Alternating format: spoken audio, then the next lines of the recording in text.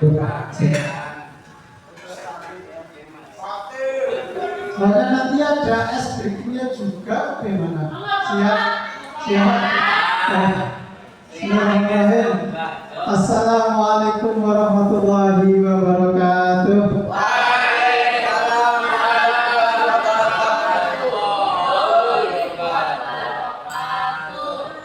Terima kasih Bapak Ibu Guru yang sudah berkenan hadir untuk meluangkan waktunya terkait dengan pembahasan Fasda yang saya ikuti beberapa minggu yang lalu selama 3 hari, di mana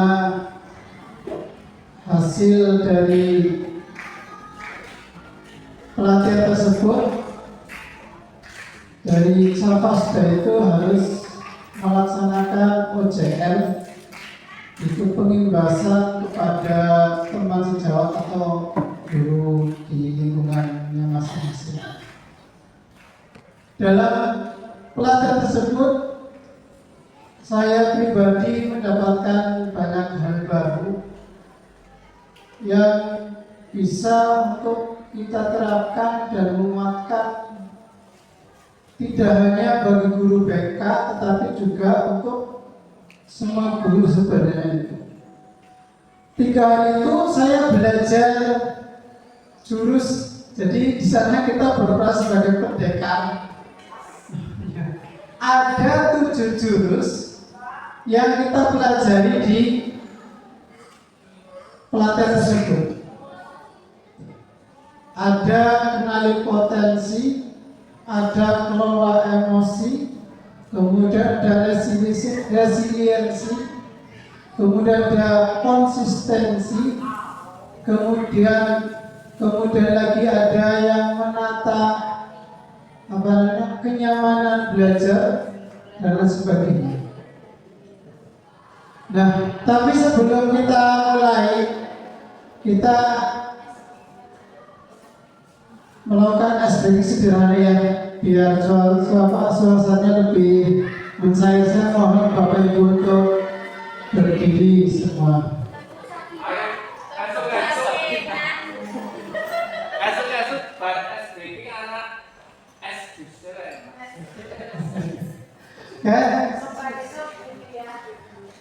Nah, kita akan melaksanakan SBK sederhana, menghitung tapi menggunakan hitungan tangan kiri, coba tangan kiri.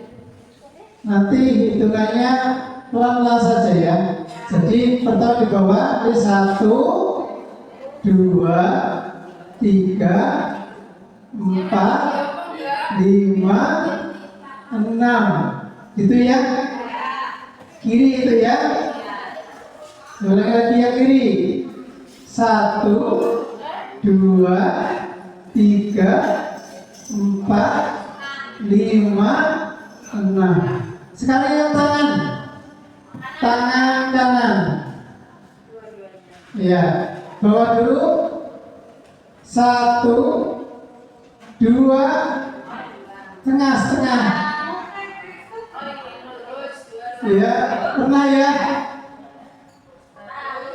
Ya, 3, bawa 4, 5, 6. Saya ulangi lagi yang kanan. Yuk, 1, 2, 3, 4, 5, 6. Ya, jadi kalau nanti berarti gabung.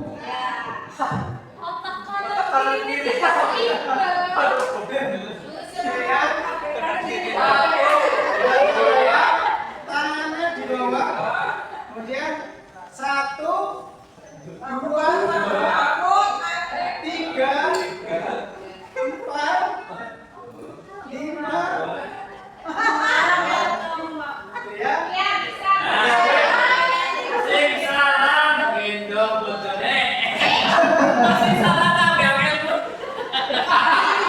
Sudah bisa dicoba? Oke ya. Nanti saya yang tangan kanannya ya. Kalau yang kiri kan kanan ya, naik turun Pak. Yang kiri ya, kalau yang kanan atas setengah. Kita mulai 1, 2, 3. Yang kanan ini saya kanan ya. Enggak, jadi kan dua-duanya.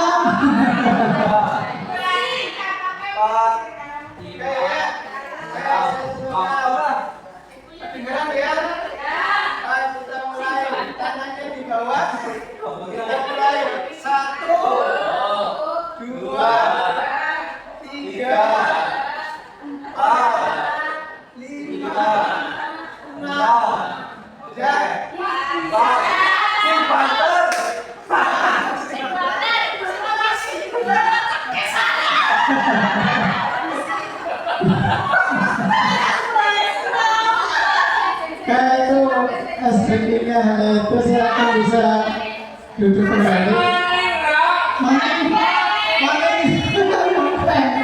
Kesini penasaran ya, kayak satu lagi.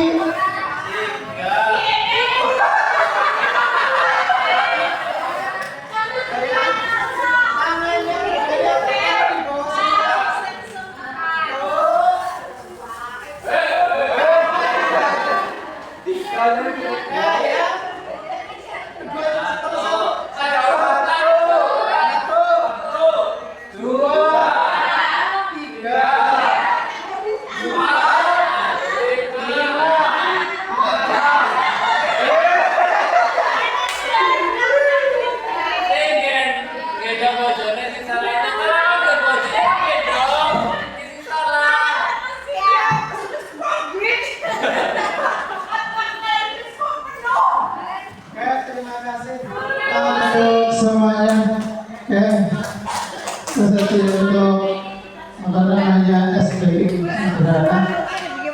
Kemudian yang pertama itu ada jurus nilpotensi, di mana kita sebagai guru itu perlu membantu siswa dalam menemukan bakat dan potensi atau minatnya. Jadi ya mungkin ini secara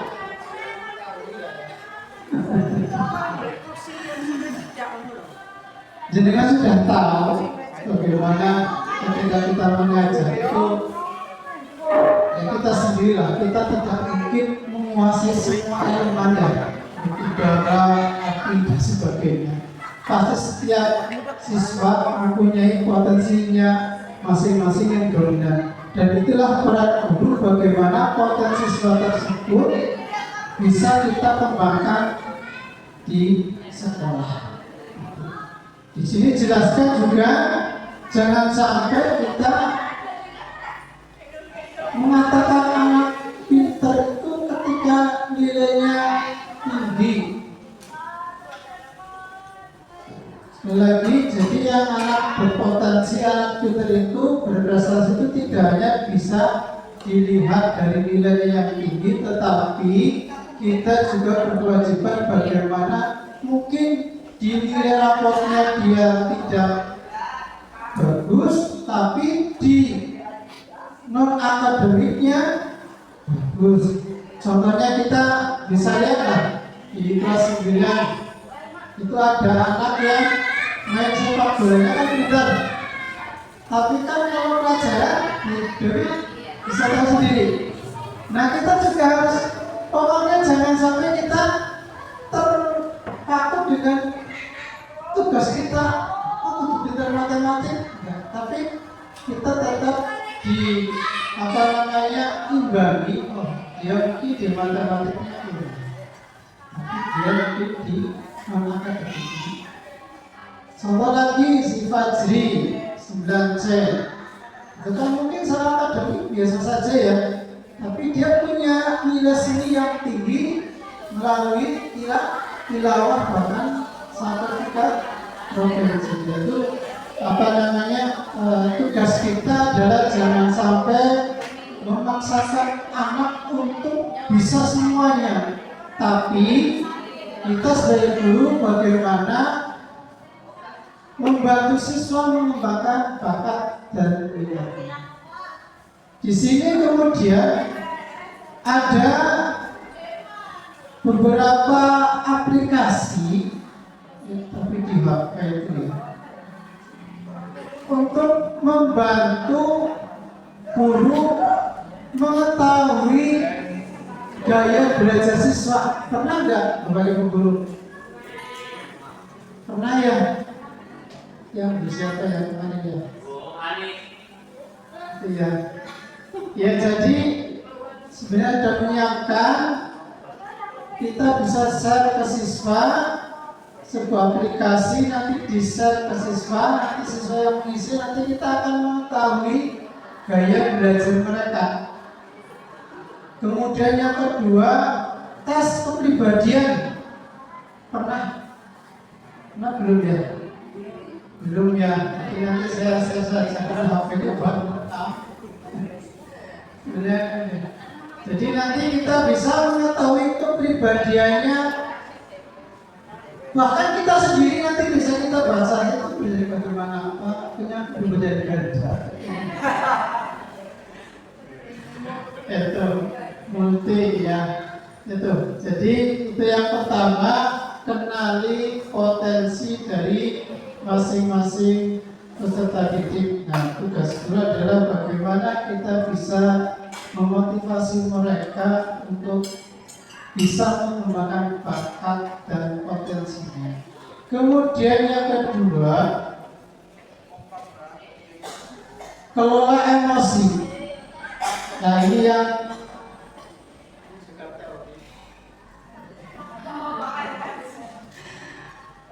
mengelola emosi. Jadi ya betul, ini termasuk materi yang kemarin saja praktek itu banyak yang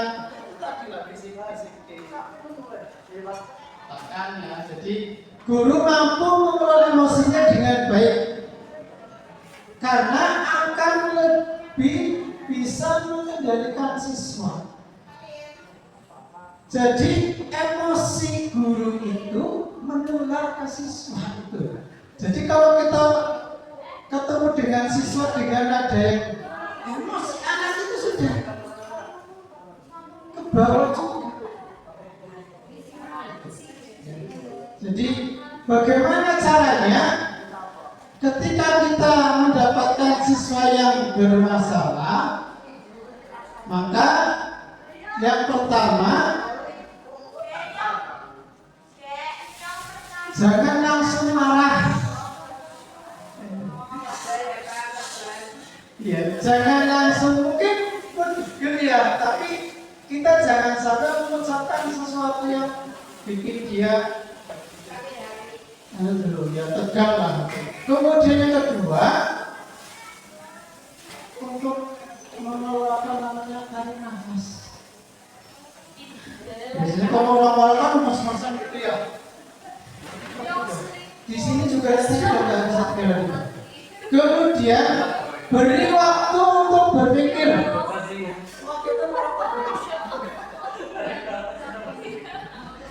Beri waktu untuk berpikir, lalu baru diajak bicara.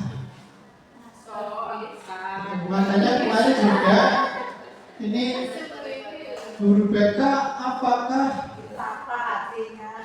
apakah bisa menjadi wakil siswaan?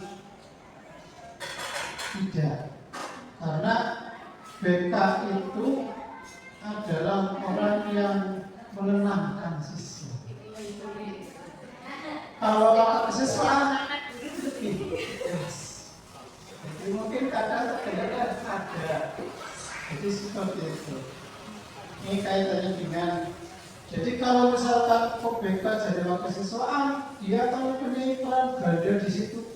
Selain dia harus lembut, tapi selain dia harus tegas. Oh, bagus itu. Itu nanti jadi bunglon. Itu ya. Jadi ketika kita sadar dan coba menata emosi, siswa juga akan belajar dari ketenangan kita. Jadi kalau gurunya tenang, ini ya juga saya sudah belajar di kelas.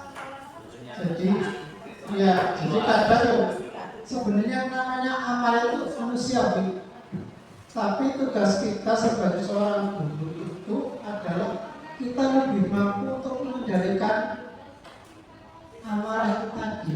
Jangan langsung meluap-luap ke siswa. Nah, yang kemudian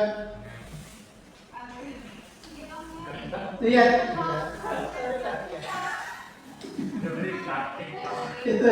Jadi tugas kita memang kita kendalikan dulu emosi kita. Gini, ada siswa, ini mungkin juga sering terjadi.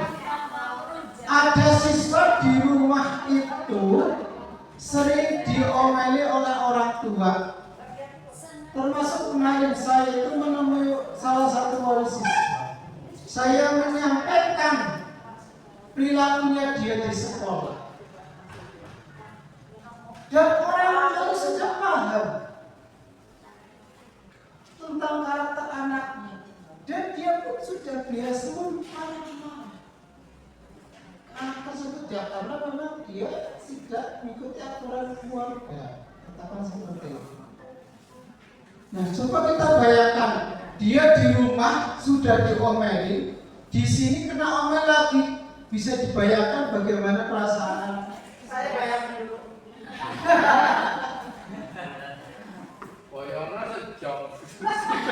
Itulah kenapa ya kita sebagai guru harus lebih pertama mengendalikan emosinya.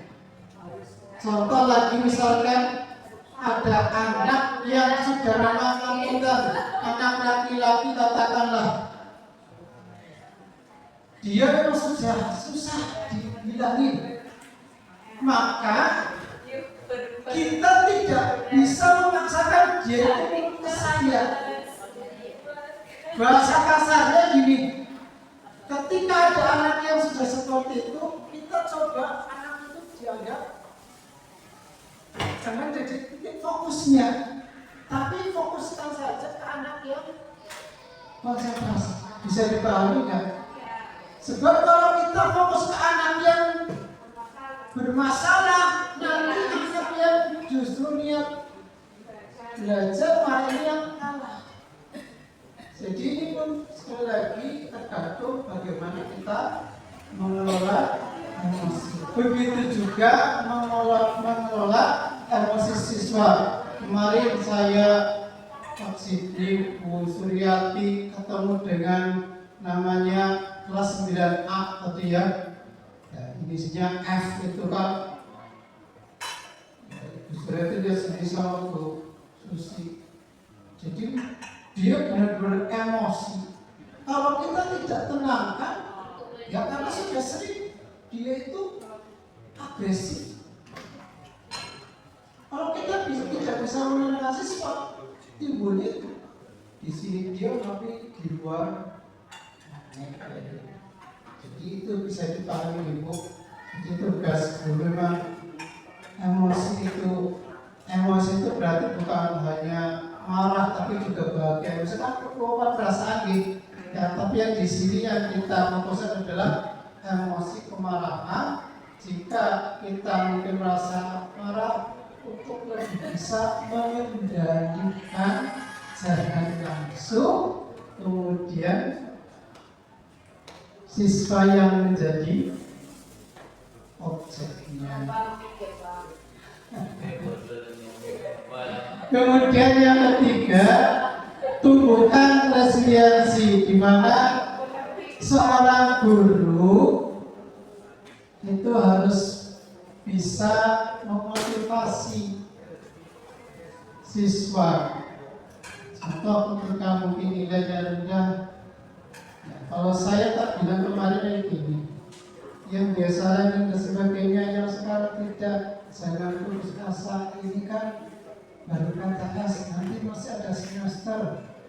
Nah, kemudian kalian lihat nilai mana yang paling rendah, itu kalian fokuskan. Kalian lebih banyak komunikasi dengan guru tersebut. Sebab biasanya siswa yang aktif dengan guru, mengikuti pelajarannya lebih semangat. Berbeda dengan siswa yang sudah jarang komunikasi, apalagi sudah tidak ada rasa nyaman belajar. Jadi guru juga harus bisa mendorong siswanya untuk lebih semangat dalam belajar. Kemudian yang keempat, jaga konsistensi. Ini dalam ada pendapat mengatakan bahwa asal muasal manusia itu adalah orang baik. Jadi asal itu hakikat. Tapi kalau di dalam realitanya kita menemukan orang yang di luar itu adalah hasil dari rekaman mereka. Hasil dari mereka melihat lingkungan sekitar. Nah, bagaimana sikap konsistensinya? Yaitu bagaimana kita bisa menjaga diri supaya tidak mudah kepada hal-hal yang negatif. Itu kita dorong ke siswa. Saya kadang menyampaikan siswa seperti itu. Kamu itu semua siswa di sini baik. Aslinya semuanya baik. Tapi kemudian di antara kita mungkin tidak konsisten dalam menjaga perilakunya. Berat sekali. Contohnya, saya sendiri kadang dulu waktu ronda di kapten dengan ronda kan. Wah, gaji habis itu boleh. Tapi kalau saya tertarik akan mempengaruhi pandangan masyarakat kepada saya. Walaupun masyarakat tahu itu cuma.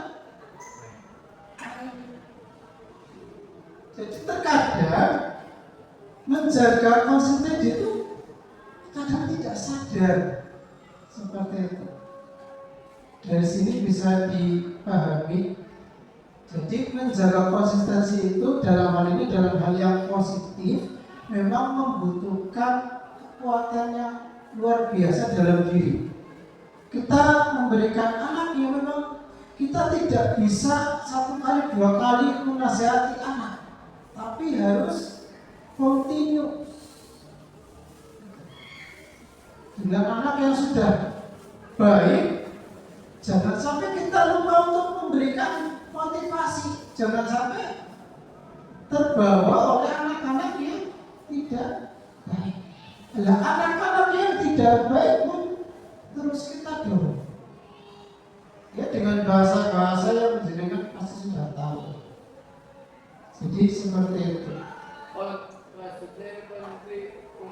Konsistensi baik guru maupun siswa. Kita kan misalkan kalau guru ya, angkutan ya. Kemarin juga ada ucapan yang menurut saya penuh di pikiran saya. Sekarang siswa itu butuh inspirasi bukan motivasi. Bisa dipahami ya? Inspirasi itu kan mereka melihat gurunya, bukan kata-katanya. Bisa dipahami nggak? Jadi angkutan misalkan siswa misalkan butuh disiplin. Ya itu kita seperti itu ya, dalam artian bisa jadi kan kita juga mungkin belum ke arah situ yang mereka melihat kita juga ya seperti itu. Ini kegig. Jadi untuk gurunya seperti itu. Kita sering mendisiplinkan siswa, tapi kadang kita lupa dengan diri kita sendiri.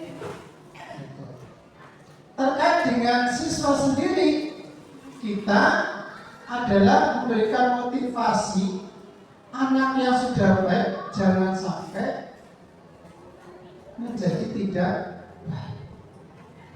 Kalau saya lihat anak-anak yang perilakunya menyimpang, itu kan kelas 7 sudah bisa kelihatan. 1-2 anak. Tapi nanti di kelas 8 sudah mulai nambah. Kelas 9 sudah mulai kelihatan hampir. Kan kayak gitu. Makanya kita sering untuk memberikan pemahaman pada siswa, jangan sampai kita siswa itu mudah terpengaruh dengan hal-hal yang negatif. Ini diperlukannya menjaga konsistensi. Kemudian jalin koneksi. Guru perlu menjalin hubungan yang hangat dengan siswa. Itu bisa ya kadang di sisi lain saya itu kadang saya dengan siswa itu ya akrab, tapi kadang ketawa sendiri. Kadang siswa itu kan di rumah jenuh, itu ya. Dia ketika di sekolah tidak ada orang yang dia anggap bisa cerita, kan mereka pelampiasannya ke teman biasanya.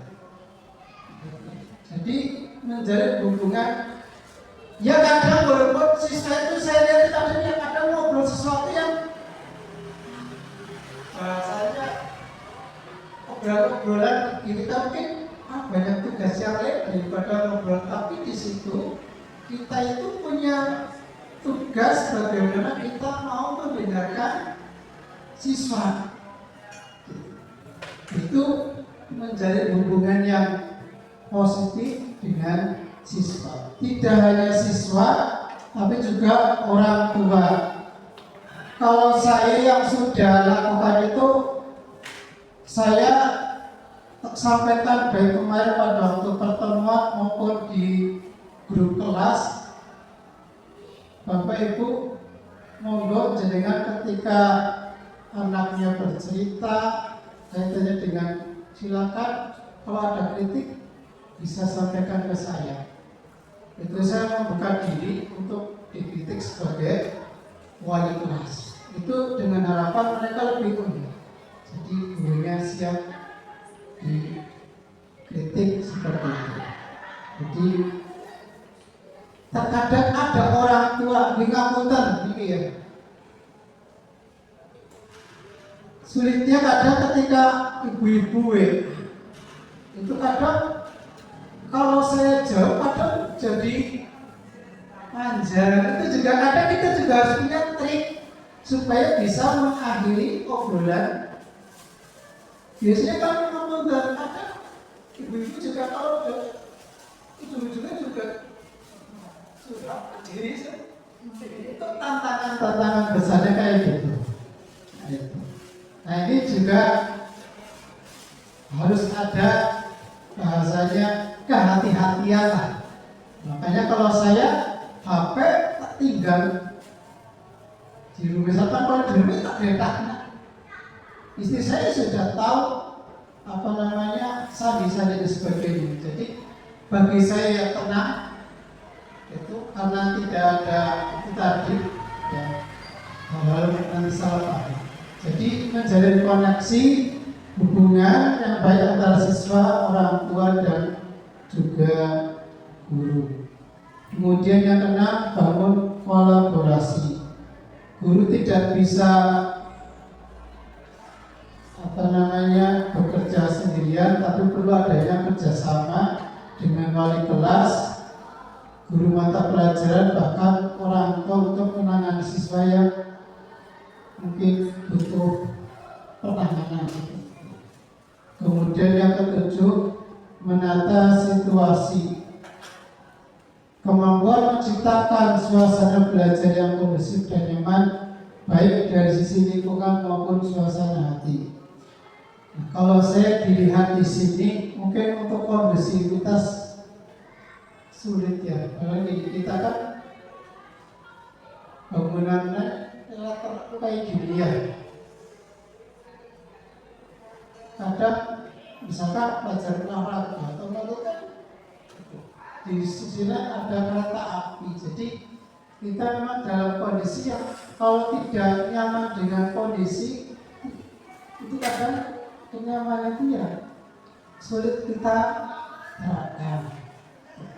Kalau misalnya kita lihat itu kan ya jadi kan bisa ini bukannya sedang apa ya, banyak sekolah kita di sini ketika kelasnya kondusif nyaman itu kadang lingkungan juga kurang mendukung seperti itu. Itu tantangan keluar dari Mas Boyo ketika memberikan materi supaya anaknya bisa belajar dengan nyaman. Itu saja lah karena waktunya. Kalau di situ lebih gurunya ya Pak Saiful. Iya, yang ke-6 dan ke-7 itu lebih ke guru dan lingkungan sekolah. Yang 1 sampai 5 itu lebih kepada siswa.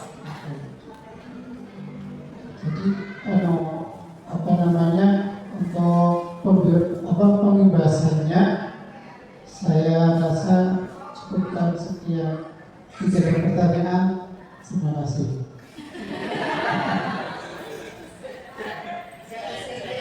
Ini saya mohon maaf ya. Ketika penjenengan sudah dapat ilmu itu hebat, ya. Kemudian diperlihatkan pada warga sekolah, khususnya para bapak ibu. Nah, biasanya kan apa yang menjadi ilmu itu bisa diterapkan untuk mendapatkan tujuan yang kita harapkan. Nah, itunya ya selanjutnya sulit diterapkannya. Itu solusinya gimana? Tadi saya kan mengalir dengan kita bercerita. Ya kita bisa mampukan dalam ini apa ya? Dalam praktek ya. Kemudian itu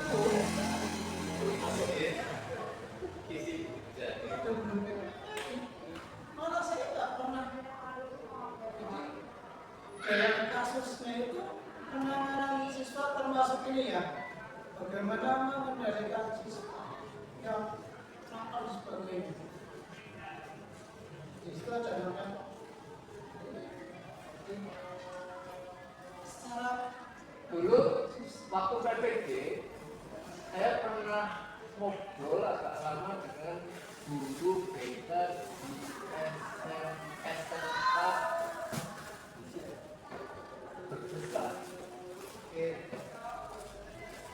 Dia itu begitu detail dalam konteks penanganan kasus anak tentunya pacaran. Anak seluruh sekolah datang. Pacarnya sebetulnya di jujur-jujuran kali jembatan wis apa sekolah apa tunggu pacaran tidak tahu. Dia mencoba memberikan sebuah bahasanya apa ya, itu maksudnya saya seperti itu tidak kita dikomunikasikan kamu pacaran ya ini kamu nasi kalau nyom terus betul kan bicara. Ketika dia baru awal maka diwariskan, tapi ketika sudah sampai titik A misalnya titik B titik C itu penangannya beda. apa konteks ibadah dengan